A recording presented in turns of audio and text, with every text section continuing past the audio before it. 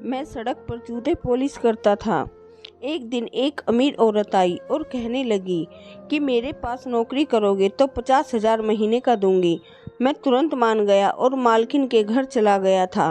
घर इतना बड़ा था कि मैं देखकर हैरान रह गया, लेकिन हैरत इस बात की थी कि मालकिन अकेली रहती थी।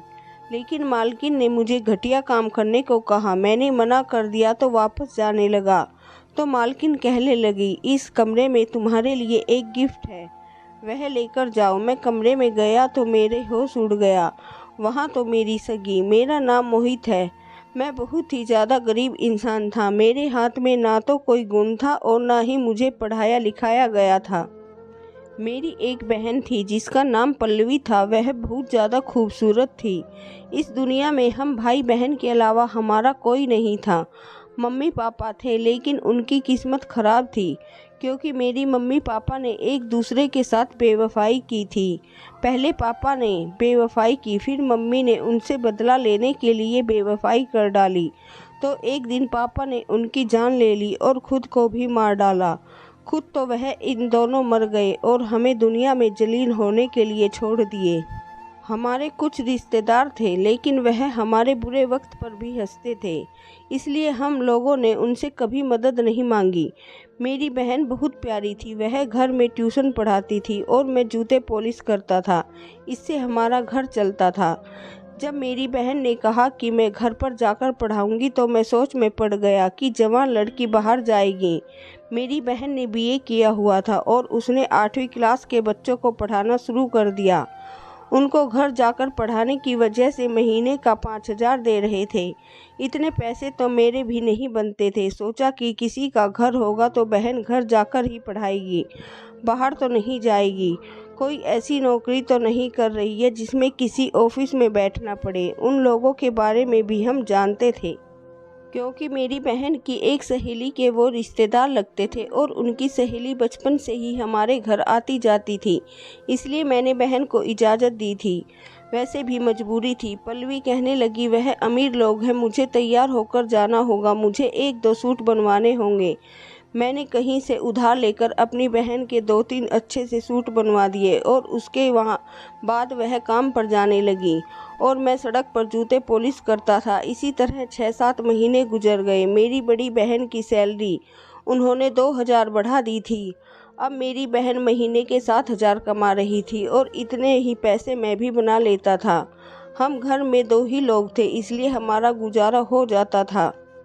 कभी घर में सब्जी नहीं होती थी तो हम सूखी रोटी भी खा लेते थे, लेकिन मैं जानता था कि ज़िंदगी इस तरह नहीं गुजरेगी क्योंकि मेरी बहन की उम्र 18 साल हो गई थी।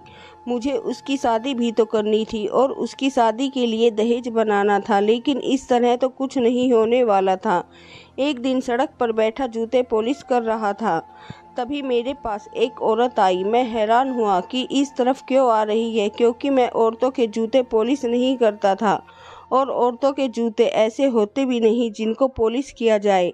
लेकिन वह मेरे पास आकर रुक गई, थोड़ी देर मुझे देखती रही और वहीं कहीं खो गई। मैं दुकान के आगे बैठा करता था। जूतों वाली दुकान बहुत बड़ी थी, इसलिए मैं उसके आगे ही बैठा था। दुकान के सामने एक बेंच लगा हुआ था, वह वहीं बैठ गई। वह बहुत अमीर औरत लग रही थी। उसकी उम्र शायद 40 होगी। उसने काला चश्मा पहन रखा था और मुझे नहीं पता था कि उस चश्मे के अंदर से मुझे ही देख रही है। मैं भी अपनी बहन की तरह शक्ल सूरत में बहुत अच्छा था, लेकिन जब मैं पैदा हुआ था तो सबने कहा था कि बहुत ही खूबसूरत बेटा हुआ है। लेकिन मुश्किल हालात ऐसे आए कि मेरी शक्ल ही बदल गई और मेरी शक्ल देखकर यही लगता था कि जैसे मैं बहुत ज़्यादा परेशान हूँ और हर वक्त परेशान रहता हूँ। वह किसी का इंतज़ार कर रही थी। वह बार बार घड़ी देख रही थी। वह बोली, यहाँ पर बैठकर कितने पैसे कमा लेते हो। शायद उसका समय नहीं गुजर रहा था, इसलिए वक्त गुजारने के लिए वह मेरे साथ बातें करने लगी। मैंने बोला, बहुत कम बनते हैं, लेकिन कुछ न कुछ बन जाता है।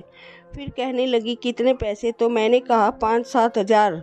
वह बोली, इतने पैसे में तो घर का गुजारा भी नहीं चलता होगा। मैंने कहा, गुजारा नहीं चलता मगर चलाना पड़ता है और कोई काम नहीं आता। मैंने मजदूरी करने के बारे में सोचा था, लेकिन रोज़ दिहाड़ी नहीं बनती। हजारों मजदूर इंतज़ार में बैठे हैं, वहीं बैठकर घर चले जाते हैं उसने कहा कि अच्छा, अगर तुम इतने मजबूर हो तो मैं तुम्हें काम देती हूँ, मेरे घर चलोगे, मेरे घर में काम करोगे। तो मैंने कहा कि मैंने कभी किसी के घर में काम नहीं किया है, मुझे तो कुछ मालूम भी नहीं है। उसने कहा कुछ जानने की ज़रूरत नहीं, इतना कोई ख़ास काम नहीं है, लेकिन सैलरी बहुत अच्छी होगी। मैंने कहा कितनी सैलरी होगी? उसने कहा 50,000। मेरे हाथ से सामान गिर गया, मैं हैरान रह गया। मैंने कहा कि आप 50,000 देंगी सिर्फ अपने घर का काम करने के लिए? जाहिर है मेरा घर में क्या काम होना था, या तो उसने मुझसे सफाई करवानी थी, या फिर घर का ख्याल रखवाना था, या साग सब्जी लेकर आना था। और इस काम के लिए इतने पैसे, इतनी सैलरी तो किसी अफसर की भी नहीं होती। मैंने कहा आप ज़रूर मजाक कर रही हैं, गरीबों का मजाक नहीं बनाना चाहिए। भगवान ने आपको सब कुछ दिया है, तो इसका मतलब यह नहीं है कि आप हमारा मजाक बनाएं। वह बोली मैं तुम्हारा मजाक नहीं बना रही, मैं सोच रही तुम्हें 50,000 महीना दूंगी, इसलिए ज़्यादा दे रही हूँ ताकि तुम्हें कोई फ़ायदा भी हो।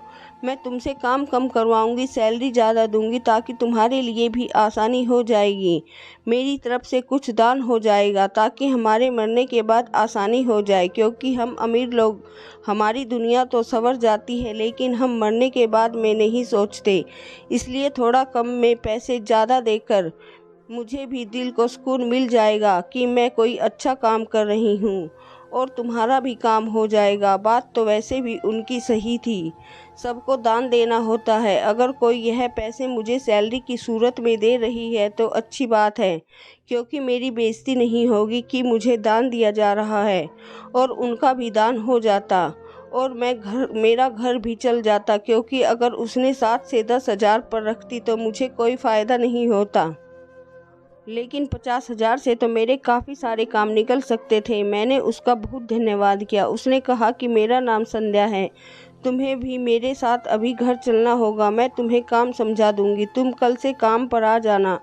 मैंने कहा ठीक है। मैं बहुत ज़्यादा खुश हुआ, मैंने भगवान का धन्यवाद किया। सच कहूँ तो मुझे यकीन नहीं हो रहा था, मुझे ऐसा लगता था जैसे कोई सपना देख रहा हूँ। अभी कहीं से शोर की आवाज़ आएगी तो मैं जाग जाऊँगा। मुझे मालकिन ने कहा कि तुम पहली सैलरी एडवांस में ले सकते हो, मुझे कोई दिक्कत नहीं है, मैं तुम पर भरोसा करती हूँ। मालकिन मुझे अपने साथ गाड़ी में लेकर घर ले गई। उनकी गाड़ी बहुत बड़ी थी, जिसमें पीछे भी बैठने की जगह थी जो खुली हुई थी। मैं गाड़ी की पीछे सीट पर बैठ गया और उनके घर चला गया। उसका घर देखकर मैं हैरान रह गया, बहुत बड़ा घर था। अगर मुझे इस घर की सफाई करनी थी तो फिर 50,000 ही लगने थे। घर बहुत ही ज़्यादा खूबसूरत है, लेकिन जब मैं अंदर गया तो मालकिन ने कहा कि तुम्हें घर की सफाई नहीं करनी है या खाना नहीं बनाना है, मैंने यह इन सब कामों के लिए पहले ही 2 नौकर रख लिया है, तुम बस इनसे काम करवाना, रोज़ की सब्जी वगैरह लेकर आना और देखना कि सारे काम ठीक से कर रहे हैं या नहीं। आज से हमारे घर में तुम देखभाल का काम करोगे। मैं सोच रहा था कि यह तो बहुत आसान काम मिल गया है, यानी मुझे खुद को कोई काम भी नहीं करना बल्कि दूसरों से करवाना है। और यही बात सौदा का कौन सा मुझे सर पर उठाकर लाना है, इतने बड़े घर में सौदा भी गाड़ी में ही आएगा। मैं दिल में सोचने लगा कि मालकिन से कहता हूँ तो फिर तो आपने बहुत ज़्यादा पैसे दे रही हैं। फिर मैं भी थोड़ा खुदगर्ज हो गया कि जब वह खुद पैसे दे रही है तो उनको कोई दिक्कत नहीं है, तो मुझे इतना सोचने की क्या ज़रूरत है। मालकिन ने कहा कि कल से तुम नौकरी पर आ सकते हो, और तुम यहाँ रात भी यहाँ पर रहना चाहो तो मुझे कोई परेशानी नहीं है। मैंने कहा कि मैं इसके बारे में आपको सोचकर बताऊँगा और कल नौकरी पर आ जाऊँगा।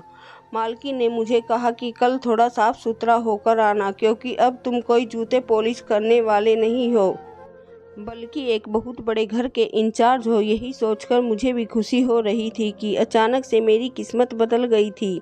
मैं भी सड़क के किनारे बैठा जूते पॉलिश कर रहा था और अब इतनी बड़े घर की जिम्मेदारी मुझ पर आ गई थी। मालकिन ने मुझे एडवांस सैलरी भी दे दी। मैंने सोचा सबसे पहले यह खबर अपनी बहन को सुनाऊंगा, लेकिन मैंने सोचा मैं उसको यह बात बिल्कुल भी नहीं बताऊंगा कि मुझे इतनी बड़ी नौकरी मिल गई है, क्योंकि मैं सारे पैसे को जमा करूंगा। अगर मैंने उसको बताया कि मुझे इतने सारे पैसे मिल रहे हैं तो फिर हम लोग इन पैसों को खर्च करना शुरू कर देंगे। मैंने सोच लिया था कि मैं 6-7 महीने तक पैसे जमा करके फिर जब उसका सामान बनाऊंगा और उसके लिए कोई अच्छा सा रिश्ता तलाश कर लूँगा तब उसको बताऊंगा तो वह बहुत ज़्यादा खुश होगी। वैसे भी हमारी ख़ानदान में लड़कियों की शादी जल्दी करवा दी जाती थी। मेरी बहन 18 साल की हो गई थी और इस हिसाब से उसकी उम्र निकलती जा रही थी, क्योंकि मेरी मम्मी की शादी तो सिर्फ 16 साल में हो गई थी। पर शादी कैसे होती, हमारे पास तो पैसे ही नहीं थे। हमारे खानदान में लोग तो किसी काम के नहीं थे, लेकिन बातें करने में सबसे आगे थे। वह कहते थे यह अपनी बहन को बूढ़ा करके छोड़ेगा, बेचारा शादी कैसे करेगा। अब तो सबका मुंह बंद करवाना चाहता था और सबको अचानक ही यह बात पता लगनी चाहिए थी कि मैंने अपनी बहन के लिए बड़ा ही शानदार सामान बनाया है। इसलिए मैंने अपनी बहन को यह बात नहीं बताई। पर शाम को जब मेरी बहन ने कहा कि मैं आज बड़े खुश लग रहे हो, मैंने कहा हाँ, आज मेरे पास बहुत ज़्यादा काम आया था। भीड़ भी ज़्यादा थी, दिवाली करीब है ना, इसलिए उसने कोई बात नहीं की। वह भी बहुत खुश थी। मैंने कहा तुम इतनी खुश क्यों हो, तो कहने लगी जहाँ पर मैं काम करती हूँ उन्होंने अगले महीने से मेरी सैलरी 2000 और बढ़ा दी, यानी मेरी सैलरी 9000 हो जाएगी। बच्चे की क्लास भी बढ़ जाएगी, थोड़ी ज़्यादा मेहनत करनी पड़ेगी। मैंने कहा कि मेहनत तो करनी पड़ती है, तभी जाकर कुछ मिलता है। मेरी बहन ने खाना बनाया और हम लोगों ने खाना वगैरह खाकर सो गए। मैंने उसे कहा मैं आज से ज़्यादा काम करूँगा, क्योंकि मुझे बहुत सारे पैसे जमा करने हैं। मैं सुबह सुबह पहले नहीं उठता था, लेकिन अब उठना था। मुझे हैरानी इस बात की थी, इतने बड़े घर की मालकिन बिल्कुल ही अकेली रहती थी। मुझे तो लगता था कि इस घर में और भी लोग होंगे, पर यहाँ नौकर ज़्यादा थे और रहने वाला कोई भी नहीं था। मालकिन रात भर जागती थी और दिन में 12 बजे तक सोती रहती थी। खाना भी नहीं खाती थी और उठने के बाद चाय पी लेती। जब शाम होती तो सिर्फ एक टाइम का खाना खाती थी। वह बहुत ज़्यादा खाना होता था, जिसमें हर तरह की चीज़ होती थी, साग सब्जी गोश्त वगैरह सब कुछ रहता था। वह खाना खाकर सो जाती थी, सारी रात जागती रहती थी और सारा दिन सोती रहती थी। शायद अमीर लोगों की ज़िंदगी ऐसी होती है। इधर भी ज़्यादा काम नहीं थे, फिर भी सबकी जिम्मेदारी थी और मुझे बड़ा ही अच्छा लग रहा था। एक दिन मैं सब्जी लेने गया तो मुझे जो खर्चा दिया गया था उसमें 2000 रुपये बचे थे। मैंने मालकिन को वापस करना चाहा तो उन्होंने कहा कि रख लो, तुमने कमाए हैं। क्योंकि इससे पहले जो नौकर सौदा खरीदने जाते थे वह तो इतने पैसों में बहुत कम सामान लाते थे। तुमने तो बड़ी अक्लमंदी से खरीदारी की है और इतनी सारी भी चीज़ें ले आए हो और पैसे भी बचाए हो, तो यह पैसे तुम्हारे इनाम के हैं। मैंने मालकिन के पास 1 हफ्ते काम किया। वह मेरा बहुत ज़्यादा ख्याल रखती थी, जैसे मुझे ही हर वक्त देख रही हो कि मैं ठीक से काम कर रहा हूँ या नहीं। मैंने भी कोई गलती नहीं की थी, क्योंकि बड़े लोगों को नौकर को चेक करने की भी आदत होती है। ऐसे ही कोई थोड़ी किसी पर भरोसा करता है। लेकिन कुछ ऐसा हुआ कि मैं हैरान रह गया। एक दिन मालकिन ने मुझसे कहा कि आज रात तुम घर नहीं जाना। मैंने कहा नहीं, मुझे घर में जाना है, बहुत ज़रूरी काम है। उन्होंने कहा अच्छा, देर से चले जाना। मालकिन ने मुझे कमरे में बिठा दिया और कहा कि मुझे तुमसे कोई काम है, मैं तुम्हें बताती हूँ। मैं उस कमरे में 2 घंटे तक उनका इंतज़ार करता रहा, लेकिन वह आ नहीं रही थी। मैं भी सोचने लगा कि कौन सा काम हो सकता है, घर के सारे काम तो हो गए होंगे। 2 घंटे बाद मालकिन आई तो वह बहुत ही ज़्यादा तैयार होकर आई थी। काफ़ी खूबसूरत लग रही थी, अपनी उम्र से बहुत पीछे लग रही थी। मैंने कहा कि आपको कहीं जाना है? नौकर छुट्टी पर गया था, मुझे लगा कि इसलिए तैयार हुई है, उनको कहीं जाना है और नौकर छुट्टी पर गया था तो मैं उनको छोड़ देता। मुझे गाड़ी चलानी आती थी, लेकिन वह मेरे पास आकर बैठ गई। अचानक से मालकिन ने मेरा हाथ पकड़ लिया। मैंने कहा कि आप क्या कर रही हो? वो कहने लगी कि बस करो, आजकल कोई भी इतना मासूम नहीं होता है। मैंने तुम्हें नौकरी पर किस लिए रखा था? तुम इतने भी मासूम नहीं हो। मैंने तुम्हें यहाँ पर रुकने को कहा है, सारे नौकरों को छुट्टी दे दी है। मैं तैयार होकर आई हूँ तो किस लिए आई हूँ? तुम्हें इतनी सी बात समझ नहीं आ रही? तुम कोई छोटे बच्चे तो नहीं, 20 साल की तुम्हारी उम्र होगी ना। मैं हैरान परेशान रह गया। मुझसे मालकिन ने कहा कि तुम्हारा क्या जाएगा, अभी मैं मिल रही हूँ, क्या तुम्हें इस बात की खुशी नहीं है? मैंने कहा नहीं मालकिन, नहीं, मैं ऐसा काम नहीं करता। मैंने वहाँ से जाने की कोशिश की, फिर उसने मेरा हाथ पकड़ लिया। मैंने उनको मना किया था। मैंने कहा कि आप मुझे गलत काम नहीं उतार सकती, मैं ऐसा भी नहीं करूँगा। मैं आपको अपनी मालकिन समझता हूँ, मेरे दिल में आपके लिए बहुत इज्जत है। मैंने उनको 2-4 बातें सुनाई और जैसे ही जाने लगा, मालकिन ने तालियां बजाना शुरू कर दी। मैंने पलटकर देखा तो उन्होंने कहा कि तुमने आज बहुत बड़ा इम्तिहान पास कर लिया है। मैं हैरान रह गया। मैंने कहा कि कैसा इम्तिहान? उन्होंने कहा कि मैं तुम्हारा इम्तिहान ले रही थी, जो कि तुमने पास कर लिया है। अब मैं चाहती हूँ कि तुम मेरी एक जानने वाली लड़की से शादी कर लो, जिसको मैंने अपनी बेटी बनाया हुआ है, और वह बैठक में बैठी है। जाओ, तुम जाकर उससे बात कर लो, समझो कि वह तुम्हारा इनाम है। मैं हैरान रह गया। मैंने कहा कि यह आप क्या कह रही हैं? मैं उससे शादी कैसे कर सकता हूँ? कहने लगी, क्यों नहीं कर सकते? क्या तुम्हें शादी नहीं करनी? मैं खामोश रहा। उन्होंने मुझे कहा कि जाओ, जाकर एक बार देख तो लो, वह बहुत ही खूबसूरत लड़की है और तुम बहुत अच्छे इंसान हो। तुमसे मिलकर बहुत खुशी हुई है। मुझे थोड़ा वक्त लगा खुद को संभालने में, फिर मैं वहाँ से चला गया। फिर मुझे खुद को भी संभालना पड़ा, क्योंकि सामने जो लड़की बैठी थी उसका मुंह दूसरी तरफ था। वह बहुत खूबसूरत लग रही थी, लंबे लंबे बाल भी थे और बहुत प्यारी थी। वह मेरी तरफ घूमी तो मेरी आंखें फटी की फटी रह गई, क्योंकि वहाँ पर तो मेरी बहन थी। वह भी घबरा गई कि आप यहाँ पर क्या कर रही हैं। हम सब हैरान रह गए। फिर बाद में पता चला कि जब मेरी बहन किसी के घर पढ़ाने जाती थी तो पास ही मालकिन का घर भी था। वह इसी मोहल्ले में पढ़ाती थी। उसकी उनके साथ काफ़ी अच्छी दोस्ती थी, लेकिन जिनके बच्चों को पढ़ाती थी वह मालकिन की बहन के बच्चे थे। और मेरी बहन ने मालकिन को बताया था कि मेरी माँ और मेरे बाप ने बेवफाई की, एक दूसरे को धोखा दिया। मालकिन ने कहा कि मुझे भी मेरे पति ने धोखा दिया और बेवफाई की, इसलिए उन्होंने कहा कि मैं तुम्हारे लिए एक लड़का तलाश करूँगी, और ऐसा लड़का जो बेवफा नहीं होगा। हम उनको पहले चेक करेंगे। अच्छी नौकरी दी, मुझे ज़्यादा सैलरी दी, मुझे साफ़ सुथरा रहने को कहा।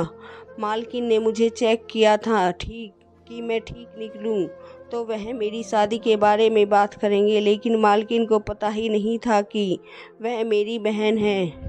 हम सब हैरान परेशान रह गए। हम एक दूसरे से नज़रें चुराने लगे, काफ़ी शर्मिंदा हो गए। मैंने अपनी बहन से कहा कि तुम यहाँ शादी लगवा रही थी और तुमने मुझे बताना ज़रूरी नहीं समझा। मेरी बहन ने कहा, आप यहाँ पर काम करते हैं, आपने मुझे क्यों नहीं बताया? तो मैंने कहा कि मैं तुम्हारे सामान के लिए पैसे जमा कर रहा था, तुम्हें गिफ्ट देना चाहता था। हम लोगों ने एक दूसरे पर गुस्सा निकाला। फिर मालकिन ने कहा कि मेरी गलती है, मुझे पूरी बात पूछनी चाहिए थी, बस इसी तरह मामले को रफा दफा कर दो।